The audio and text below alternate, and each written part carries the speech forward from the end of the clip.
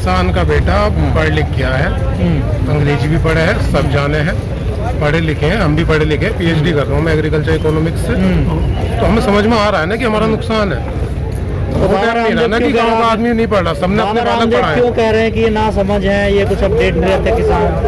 तो बाबा रामदेव जैसे कह रहे हैं टीवी देखने वाला समझदार है, तो जो टीवी नहीं देखता वो बेवकूफ है। दिक्कत यही तो हम कह रहे हैं कि मीडिया टीवी हमारी बात पहुंचा नहीं रहा, तो इसलिए बाबा रामदेव हमारी बात नहीं समझ पा रहे।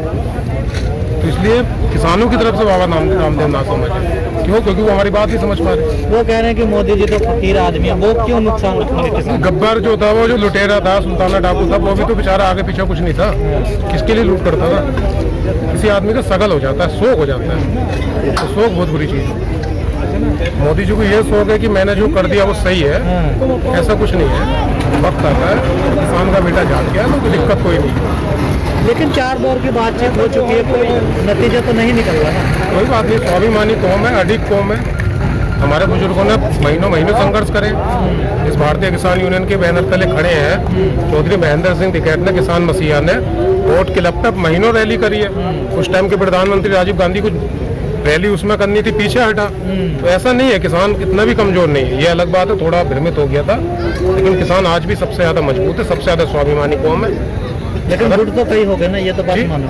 कोई बात नहीं, परिवार में भी गुट होते हैं, लेकिन अब जब आप आज की डेट में लड़ाई बाहर से है तो सब एक हो जाएंगे, सब एक हो जाएंगे। वो हमारे गांव में भी चलता है, हमारे चाचा ताऊ में आपस में लगती है, लेकिन जब बात अपनी उस पर आती है तो सब एक है। तो क्या प्रधानमंत्री भी तो आप ही लोगों ने बनाया था मोदी जी? गलतियां होती हैं, आप मानते हैं गलती हुई? बिल्कुल गलती हो गई, सुधार लेंगे आगे। हर मोदी, घर घर मोदी। लेकिन कल को कह रहे हैं ना, गलती कर रहे हैं हम, गलती हो जाती है, बहुत चीजों में गलती हो जाती है, सुधारेंगे आगे को। या तो मोदी जी अपना व्यवहार सुधारेंगे या फिर हम अपनी गलती सुधारेंगे। 2014 में तो मोदी जी ने वायदे किए थे जी, लेकिन 2019 में तो वायदे ही नहीं करे, फिर आप लोगों ने इतने बड़े पैमाने एब्सोल्यूट मेजॉरिटी से सरकार बना दी।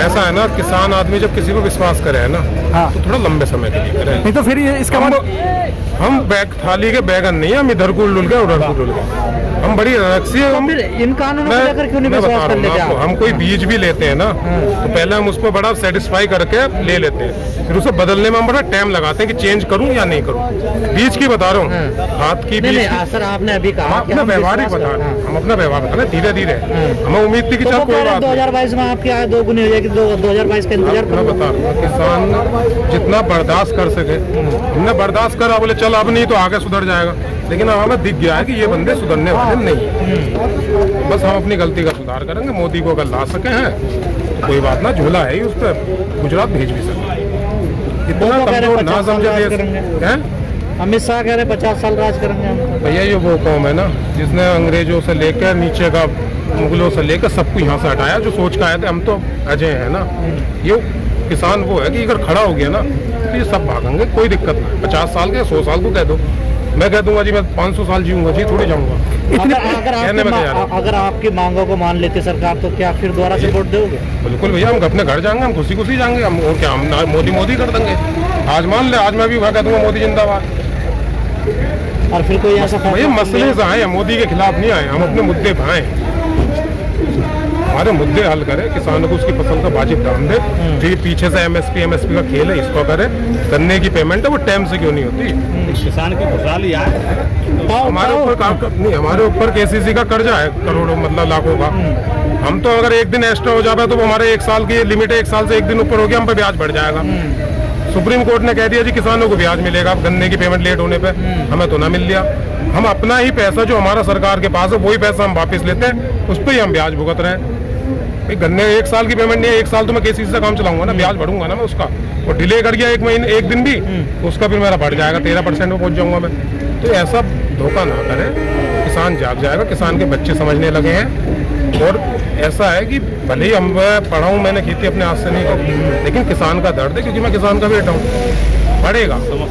लेकिन सर 4 दौर की बातचीत हो चुकी है सरकार से किसानों की, क्यों नहीं समझ पा रहे आप सरकार की बात को? सरकार आपको बार बार समझाने की कोशिश कर रही है कि आपके लिए बहुत ही अच्छे कानून है। देखिए अच्छे कानून अभी हम कैसे मान रहे हैं भाई, किसी ने ये कहा है कि अंधी तेरे भैया आए, जो अंधी कोई माँ थी, उससे किसी ने कहा, उसके परिवार वाले ने, तो तुम्हारे भाई आए हैं, तो उन्होंने कहा भाई को हम जब माने जब उससे हम कौरिया भर के बैठ लें। ऐसे क्या पता है कि हमको भाई आए हैं। अब ये तो कह रहे हैं कि कानून हमने बढ़िया बनाए हैं, अच्छा आपको विधि पास किया है, लेकिन हम उसको जो देख रहे हैं, जो हमारे मतलब और हमसे जो सीनियर हैं वो भी इसको देख रहे हैं, तो भाई उसके आधार पे हमें ये बिल्कुल गलत है और हमारे किसान के इसमें विरोध में है, क्योंकि हम हमारे आने वाली पीढ़ी जब मजदूर बन जाएगी तो फिर हम लोग क्या करेंगे। देखो सर, किसान भी जिद पर हैं, सरकार भी नहीं, जिद पे नहीं है हम लोग, हम जिद पे नहीं है, हम अपने हक को मांग रहे हैं। जिद क्या है, जिद थोड़ा ना है, तो हम लोगों का हक है। देखिए, सबसे पहले हमारी वर्तमान जो सरकार है, इन्होंने आने से पहले हम लोगों के बीच में वायदा किया था। इन्होंने कहा कि हम सबसे पहले जनता से कहा कि आपको कर्ज मुक्त कर देंगे, सबसे पहली बात। दूसरी बात इन्होंने कहा काला धन लाएंगे। तीसरी बात इन्होंने कहा कि भ्रष्टाचार मुक्त कर देंगे। ये तीनों बातों पर कहीं पर खड़े नहीं उतर पाए। तो आपने तो फिर भी जिता दिया ना। नहीं तो देखिए, अभी हमारे भाई ने भी बोला तो भाई इंतजार किया, अब इंतजार की सीमा टूट रही है इस समय, और आगे हमारे लिए कानून उन्होंने ऐसा किया है कि जिससे हमारे आने वाली पीढ़ी को और ज्यादा नुकसान हो जाएगा। तो फिर अब आगे के लिए देखा जाएगा, जब वक्त आएगा तब। अभी तो हम कह तो रहे 2022 में आए दुनिया होगी आपके अच्छे। अरे भाई, आए 2022 में होगी, अब हमारा उनका कितना टारगेट हो गया, कितना सरकारी काल हो गया, तो उसमें हमारा जब और हम पीछे हट रहे हैं भाई, आगे बढ़ने की वजह पीछे हट रहे हैं, तो अब कैसे भरोसा कर लिया जाए कि हम 22 में हम आगे खुशहाल हो जाएंगे। मतलब भरोसा नहीं सरकार पर भरोसा कैसे कर लिया जाए, आप ही बताइए भाई। आप पत्रकार बंधु हैं, आप भी तो एक किसान के बेटा ही है, तो आप भी समझिए। तो इस चीज पे सबसे बड़ी बात हमको क्या है कि हम जिस लड़ाई को लेकर के आए, हम इसमें कोई एक आदमी नहीं, इसमें दुनिया के हम सब किसान हैं। और किसी के कोई जैसे अभी अफवाह चल रही है कि सब किसान को भड़काया जा रहा है, ये कुछ नहीं है, कोई भड़काने वाला नहीं। आज के समय में अब कोई मतलब गिरने से पहले देखता है कि आगे खाई तो नहीं है। गाँव के कैसे थोड़ा, हम आपके यहाँ आए हैं और हम अपनी सब व्यवस्था लेके आए। कोई ये सोचे कि भाई किसी का खाना खा रहे हैं या किसी की और कोई व्यवस्था में ये आए, हम तो अपना लेकर के आए, अपना खाएंगे। और एक नहीं, जब तक ये हमारी बात को नहीं स्वीकार करेंगे, हम तब तक यहाँ रहेंगे, चाहे कितना भी लंबा समय हो जाए।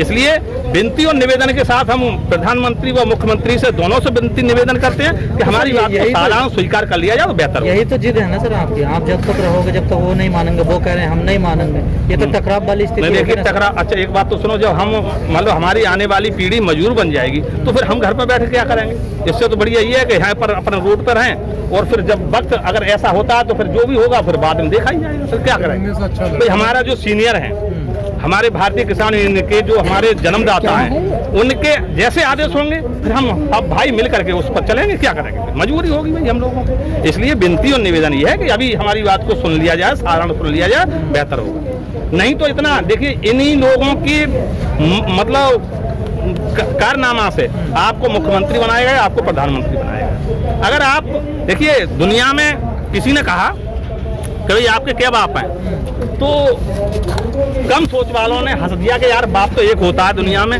मतलब कहीं बापू को अलग अलग होता है। तो फिर आप जैसे दादा जैसे खड़े हैं, ऐसे बुद्धिमान लोगों ने कहा कि भाई देखिए ऐसी बात नहीं है, हर किसी के 3 बाप हुआ करते हैं। नंबर एक वो बाप है जो कि परमपिता परमेश्वर, जिसके दया से हम और आपको इस मानव का शरीर मिला।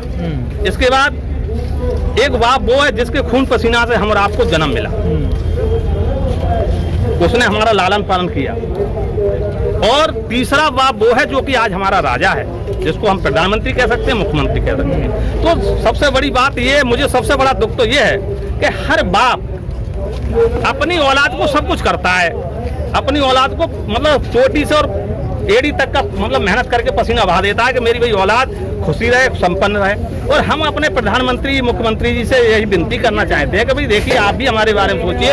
आपको ये चाहिए कि भाई आने वाली जो पीढ़ी है, जो हमारा भाई, तो वो खुशहाल रहे। ऐसा न करिए जिससे हमारे आने वाले लोगों को समस्या हो। जैसे आज हमारा धान है, देखिए जिस समय हमारे घर में पैदा हो रहा है, आज उस धान को कोई खरीदने वाला नहीं है। और खरीदने वाला अगर तो पहली बात है नहीं, अगर इन्होंने कीड़े केंद्र जो लगाए हैं उन पर हम छोटे किसान का धान खरीदा ही नहीं जा रहा है भाई। हम लोग कई बार टोरी लेकर के पहुंचे, वहां नहीं तोला गया। कोई तो कह देता है भाई बारदाना नहीं है, कोई और समस्या। और फिर उसके बाद दूसरी एक समस्या पैदा कर दी उन्होंने, कहा कि भाई मोटा धान लेंगे, मतलब जो महीन धान है, जो सरबती, जो और कायदा में तो ये है कि उस धान की कीमत इस धान से ज्यादा होना चाहिए, है ना। इसके बाद अब हम कह रहे हैं हम उसी रेट में देने को तैयार है भाई आपको क्या दिक्कत है कि वही धान आप जो इस समय मतलब खरीदते हैं वही धान तो हम छोटे लोगों को खाने को मिलता है कोठा में भैया आप लोग कोठा में Press the bell icon on the YouTube app and never miss another update.